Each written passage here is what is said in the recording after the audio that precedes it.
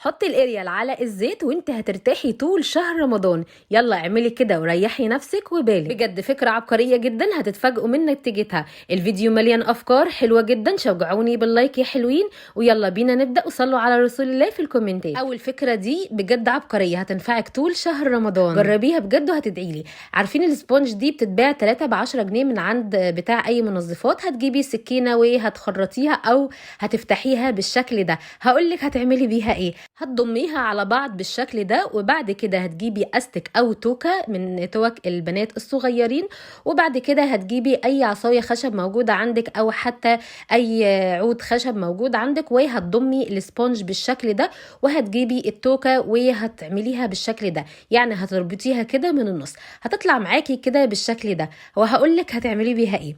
عارفين الدرق بتاع العصير في رمضان بقى وكده، في العزومات او رمضان عموما، ما احنا بنشرب بقى وبيفضل العصير جوه، وطبعا ساعات كده ايدينا ما بتدخلش جوه او ساعات بتسيب اثر في المنطقه دي. فاحنا هنعملها بالشكل ده، وهتشيل كل اثر العصير وهتنضف لك حقيقي الدورق من بره ومن جوه بالذات. بجد فكره عبقريه جدا، جربيها. ودي بديل دي بصراحه صدت عندي، فانا استبدلت دي. جربيها ان شاء الله هتعجبك جدا. تاني فكره معانا في رمضان بقى، نحمر ونشمر.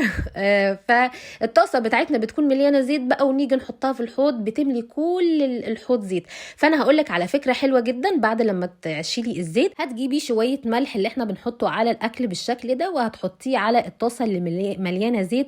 وعايزه اقولك الملح هيمتص كل الزيت يعني بطريقه حلوه جدا، بدل بقى ما نقعد ندعك ونملى كل الدنيا دهون. هتروحي بقى جايبه قماشه او منديل، وتروحي بقى لما كل الملح والزيت بالشكل ده.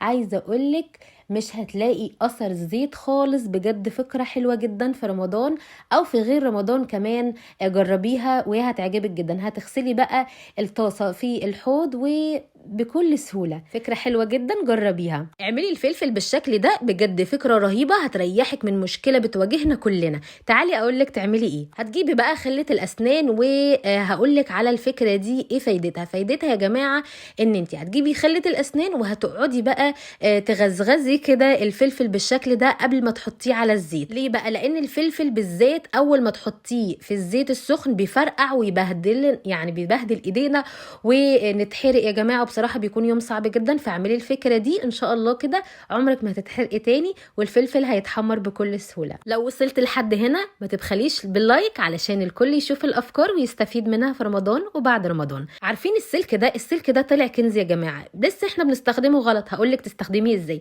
هتجيبي اي مساحه موجوده عندك، مساحه رخام او ازاز، وهتجيبي السلكه دي وهتحطيها في المساحه بالشكل ده. عايزه اقول لك بقى هتعملي بيها ايه. هتمسحي بيها السيراميك، هتغسلي قصدي بيها السيراميك، هتغسلي بيها الرخام بكل سهوله. لو انت ايدك بقى بتبوظ من المنظفات او بتبوظ من ان انت بتحطي ايدك في المنظفات كتير، فانت بقى هتبعدي ايدك كده عن الغسيل. هتحطي مثلا ايه شويه صابون كده، وبالظبط كده هتعمليها هتغسلي بيها الرخام بالشكل ده. بتنجز معاكي جدا في الحيطان، في السيراميك، في الرخام. بجد فكرة حلوة جدا، جربيها. نيجي بقى للفكرة الأساسية، وبجد دي لازم تعمليها قبل رمضان. هترتاحي طول شهر رمضان. هتحطي بقى شوية من أي اريال موجودة عندك. أنا استخدمت باهي ده، بصراحة ريحته حلوة جدا وأعتقد إن هو مصري. وهتحطي شوية زيت عليه، زيت طبعا مستعمل، زيت موجود عندك من زمان. وهتجيبي أي سلكة برضو مستعملة، مفيش أي مشكلة خالص. وهتخلطي بقى او هتجمعي بين الاريال وبين الزيت بالشكل ده.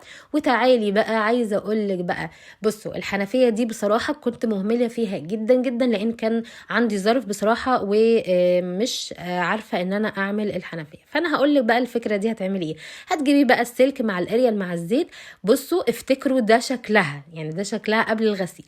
بصوا ما خدتش مني 5 دقايق، وقعدت بقى ادعك يمين وشمال، وكمان السيراميك حوالينه بقى مجير بقى. والطريقه دي بصراحه هتعجبكم جدا.